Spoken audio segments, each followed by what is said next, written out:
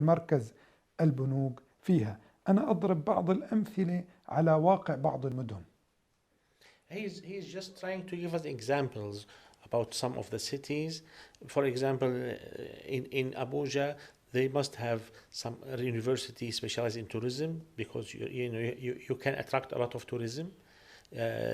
Definitely, you have a lot of universities concerning with economics and banking. So in every city there are different sectors that you should focus on.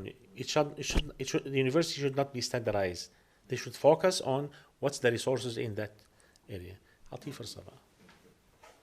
All right, so that's a lot of lessons that inshallah we'll be sharing with other people and see how to implement it inshallah. My next question is to go a bit into the deen, into Islam itself. Now, for us in Nigeria, we speak more of English and lots of different languages in Nigeria. So with respect to the deen, understanding the Quran, are we better off struggling to understand Arabic, or is it better we keep trying to read the translated Quran?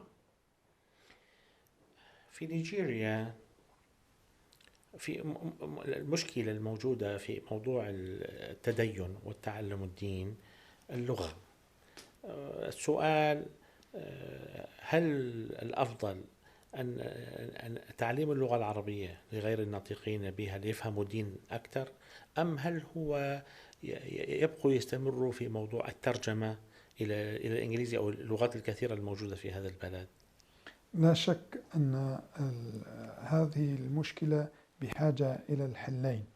الحل الأول أن يتعلموا اللغة العربية بقدر ما يستطيعون، وخصوصا بمسائل العبادة لا يصح الصلاة إلا بقراءة القرآن بالعربية. المسألة الثانية أيضا بالترجمات الصحيحة والدقيقة في فهم بعض الكلمات العربية. على سبيل المثال، حتى نبقى نحن في موضوع البحث العلمي والجامعات، كثير من المفسرين يفسرون قول الله تعالى، واللي هي الكلمة الوحيدة التي ذكرت في القرآن الكريم عندما قتل قابيل هابيل، فبعث الله غرابا يبحث في الأرض ليواري سوءة أخيه. كثير من المفسرين فسروا يبحث أي يدفن، طريقة الدفن، ليواري سوءة أخيه ليدفن أخيه، مع أن اللغة العربية غنية جدا. يستطيع أن يأتي الآية القرآنية يبحث في الأرض ينكش في الأرض أو يحفر في الأرض ليواري سوءة أخيه ليدفن سوءة أخيه، ولكن قال يبحث لأن لا بد للإنسان من البحث حتى يعالج الأزمات والمشاكل ويواري سوءاته أمام العالم. صعبة ترجمة. You have to have both styles to move forward. For example, in prayer, you have to learn Arabic, Quran, which is in Arabic, to perform salat.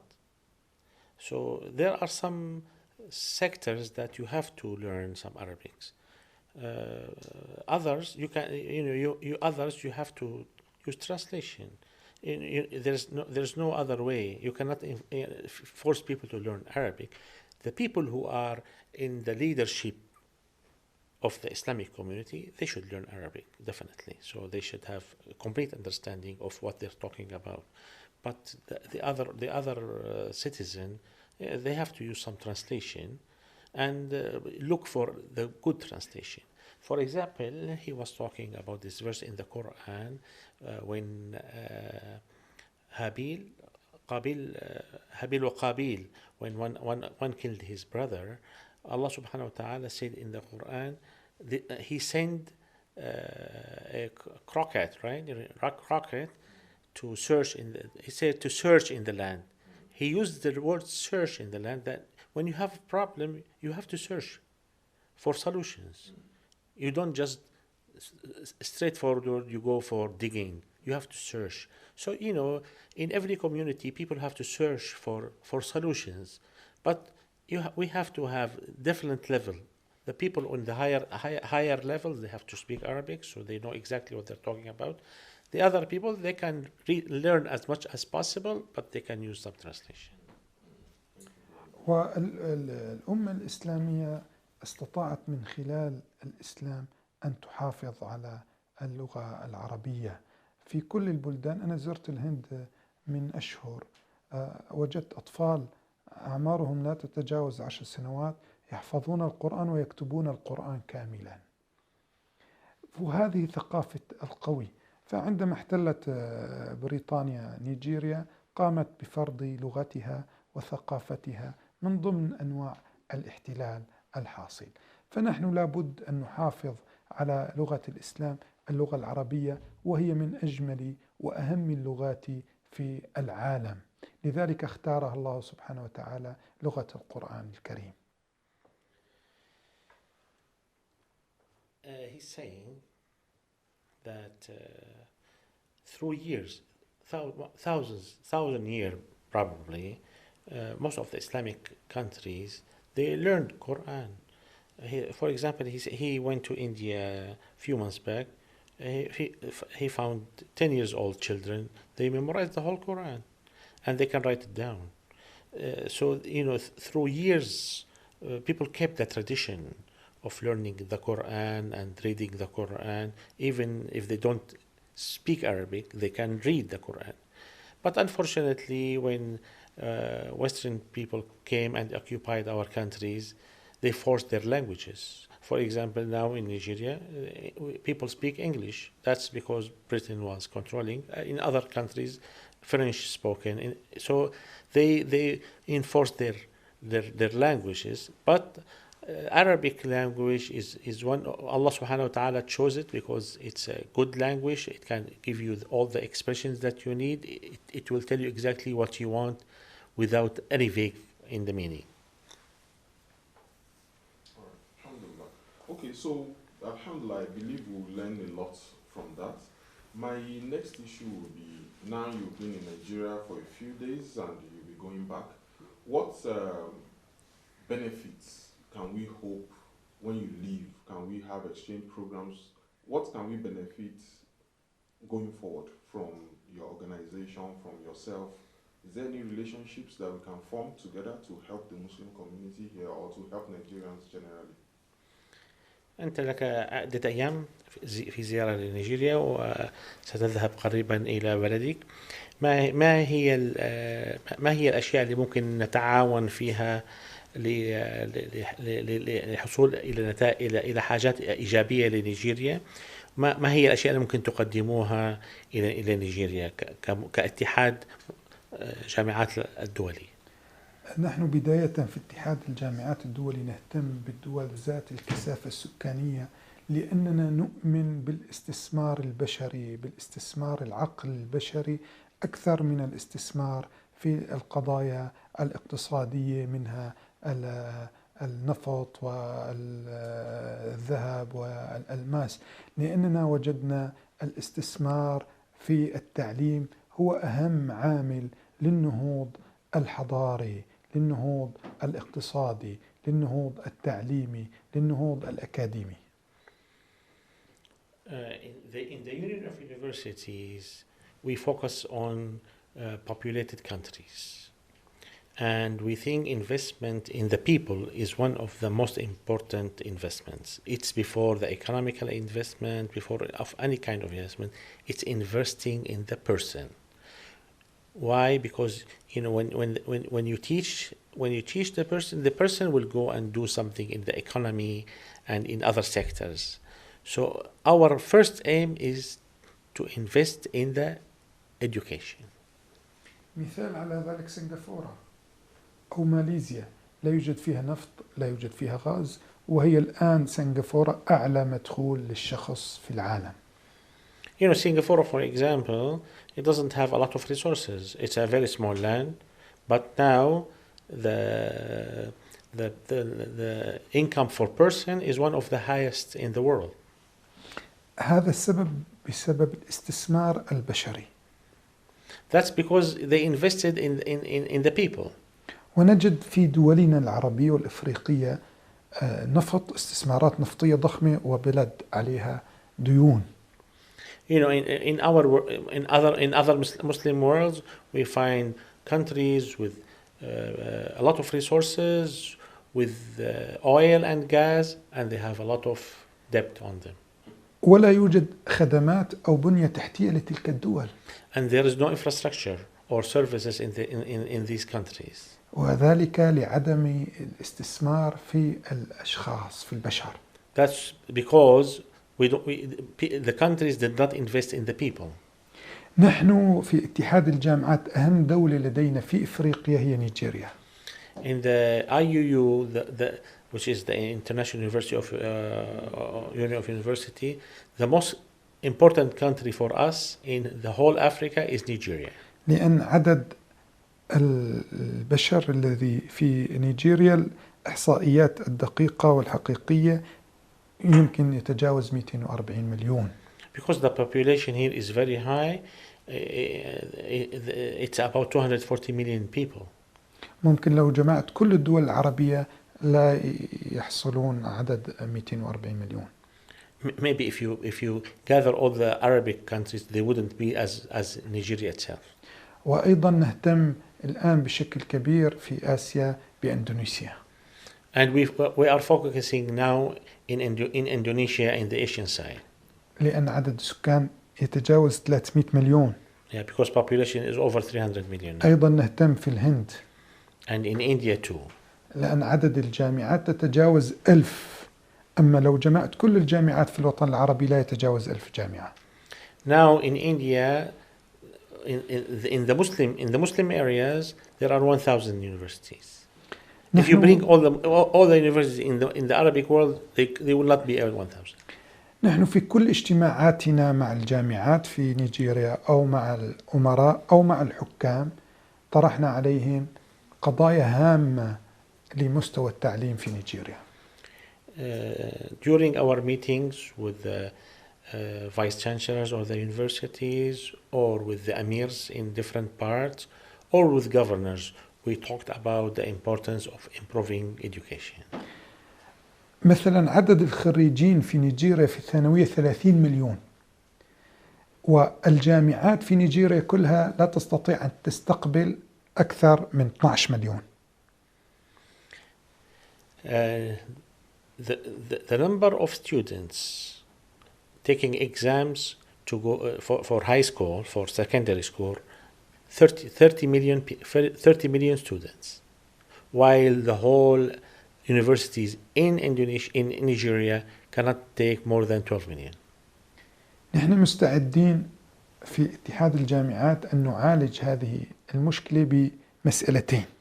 We are in IU will inshallah try to help in this problem in two ways.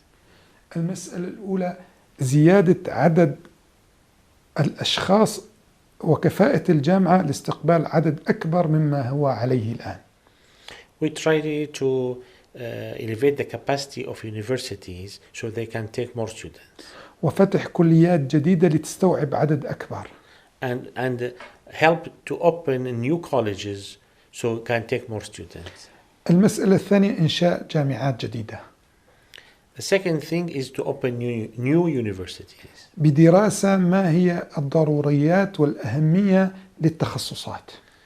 With focusing on the important colleges that Nigeria needs.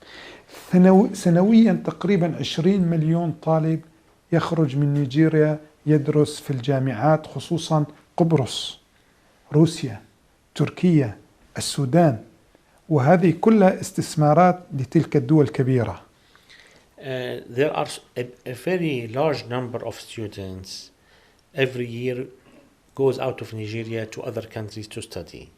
And he's giving examples: North Cyprus, Turkey, Russia, Sudan, and so many other countries, Malaysia and other countries, which is you are spending foreign exchange to send these people abroad, and to the other country is a very big investment. الشيء الثاني بعد هذا المسألتين نستطيع نحن أن نخدم المجتمع بإنشاء كليات هامة مثل كلية المواصلات. للأسف الشديد وجدت أن المواصلات فيه عوائق كثيرة في نيجيريا، فإنشاء كلية مواصلات لكل نيجيريا هذا في غاية الأهمية. And it's very important to have colleges specialized in transportation. Transportation is a very big problem in Nigeria that need to be solved. نوفر أولا الوقت وهو عامل مهم. To save time, you have to save time because transportation it takes a lot of time in making transportation. ونوفر المال. And save money. يعني مثلا لو أنشأنا قطار لنقل البضائع، لنقل النفط، لنقل الناس، لوفر يوميا لا نقول شهريا أو سنويا ملايين الدولارات. We think that expanding in railways in Nigeria is a very, very, very important issue. The government should